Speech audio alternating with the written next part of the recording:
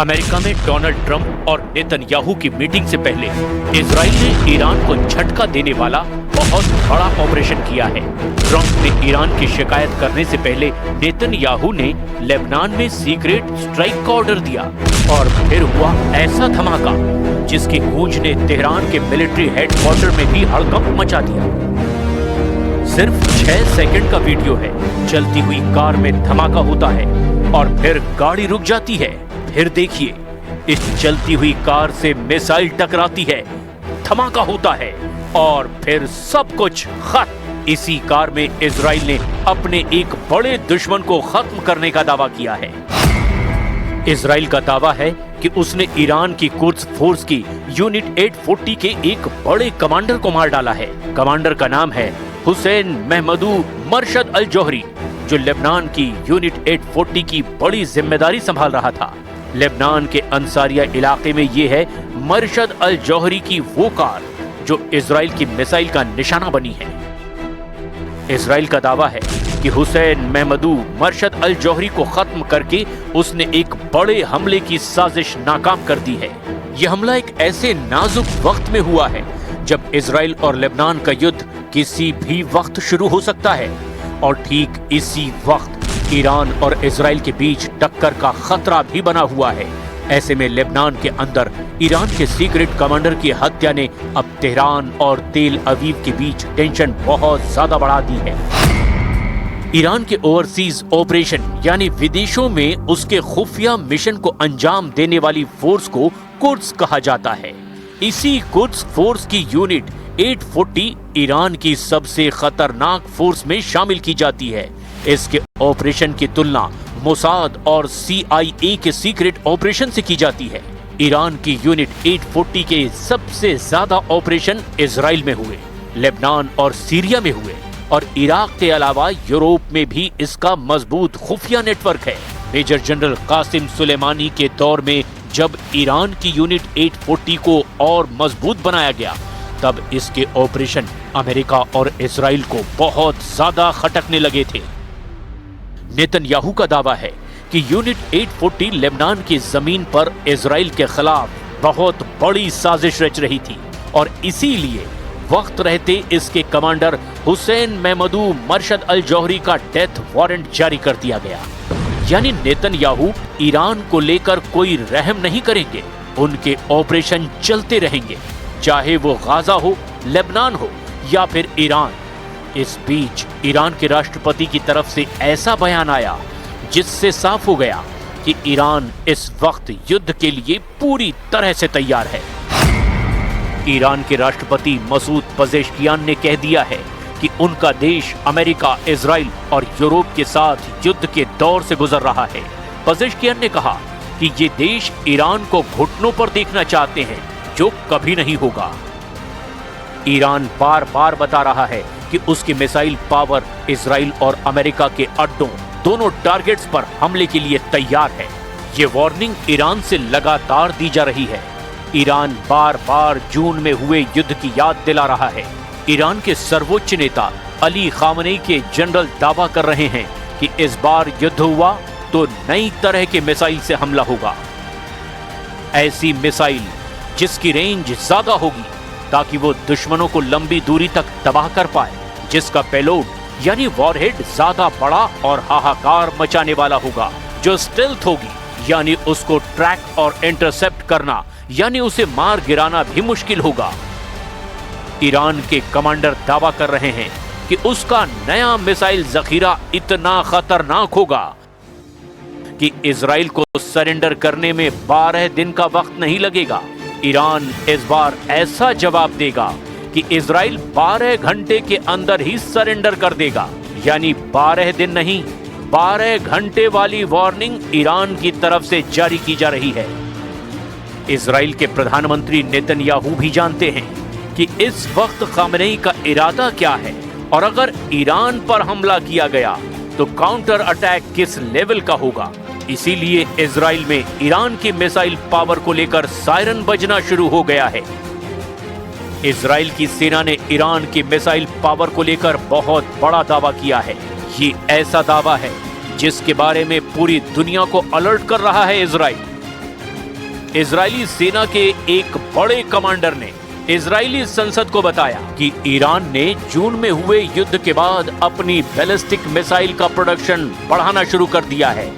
उसकी मिसाइल ज्यादा रेंज की भी है, बड़े वॉरहेड से भी लैस है और उसको रोकना पहले जैसे आसान नहीं होगा। इजरायली सेना ने कहा है कि इस बात को नेतन्याहू सरकार बहुत गंभीरता से ले रही है।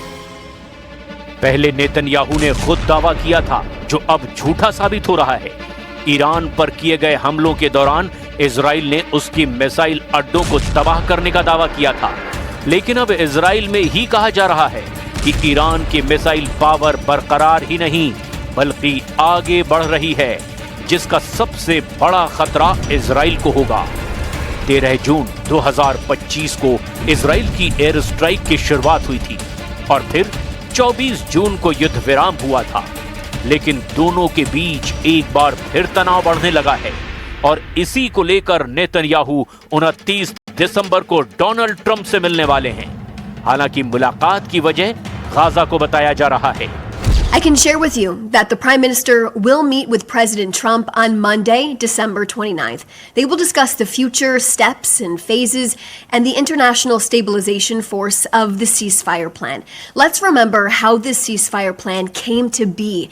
With the military pressure Prime Minister Netanyahu put on Hamas while our troops entered their stronghold of Gaza City, and the diplomatic pressure President Trump put on Hamas. This is why we are here. We cannot forget how we got here. The third phase of this plan will be focused on the de-radicalization of the Gaza Strip.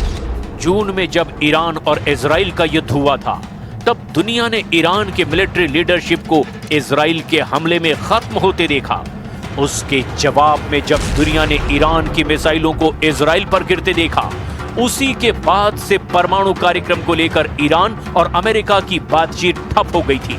उससे पहले परमाणु कार्यक्रम को लेकर Iran और America के बीच 5 दौर की बातचीत हुई थी, लेकिन फिर 13 जून को इजराइल के अटैक ने सब खत्म कर दिया। एक बार फिर कोशिश हो रही है, लेकिन अमेरिका ने कह दिया है कि यूरेनियम संवर्धन की इजाजत नहीं दी जाएगी। Decided to address the President of the United States, would like to make it clear to the entire world that United States remains available for formal talks with Iran, but only if Tehran is prepared for direct and meaningful dialogue. Direct and meaningful. We're not going to negotiate in public, of course, not here. We have been clear, however, about certain expectations for any arrangement.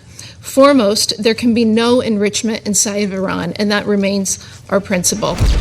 America और Israel लगातार इल्जाम लगाते रहे हैं कि Iran परमाणु बम बनाना चाहता है।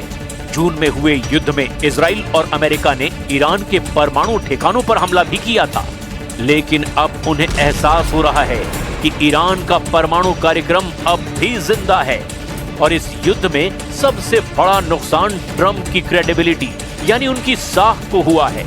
ईरान अब कभी भी ट्रंप पर यकीन करने की गलती नहीं करेगा। I've worked for President Trump in 2 administrations now, and I can tell you, in both administrations, President Trump extended the hand of diplomacy to Iran. But instead of taking that hand of diplomacy, you continue to put your hand in the fire. Step away from the fire, sir, and take President Trump's hand of diplomacy. It's extended to you. Iran पर परमाणु बम बनाने का आरोप लगता है, लेकिन Israel के पास 90 से ज्यादा एटम बम हैं। ये दावा है SIPRI यानी Stockholm International Peace Research Institute का, और अमेरिका भी इसकी असलियत जानता है। ईरान और इजराइल का मोर्चा सिर्फ गाजा या लेबनान में नहीं खुला हुआ है, एक नया फ्रंट अमेरिका तय करने जा रहा है। ईरान और इजराइल के बीच युद्ध का फैसला डोनाल्ड ट्रंप करेंगे। ये बात नेतन्याहू बहुत अच्छी तरह से जानते हैं कि बिना अमेरिका की मदद के इजराइल कुछ नहीं कर सकता, और यही वजह है कि ईरान फिर अपनी मिसाइल पावर दिखा रहा है। ईरान के मिसाइल पावर को लेकर इजराइल की वार्निंग ऐसे वक्त में आई है जब ईरान की नौसेना ने फारस की खाड़ी में अपनी ताकत दिखाई है। ईरान ने यहां युद्धाभ्यास में क्रूज मिसाइल से लेकर बैलिस्टिक मिसाइल और ड्रोन अटैक को भी आजमाया है। ईरान के रिवोल्यूशनरी गार्ड्स ने फारस की खाड़ी में जब से ये युद्धाभ्यास किया है, उसके दुश्मन चौकन्ने हो गए हैं। ईरान के पास एक मजबूत एंटी शिप वाली मिसाइल पावर भी है और यही इसे इस बेहद खास समुद्री इलाके में सबसे बड़ी मिलिट्री पावर बना देती है। अब ईरान की नौसेना के कमांडर बता रहे हैं कि समुद्री इलाके पर दबदबा कायम रखने के लिए उसकी नई मिसाइल तैयार है। خلیج فارس برای اولین بار استفاده کردیم که برد آن به طول خلیج فارس. یعنی چقدر؟ یعنی به طول خلیج فارس.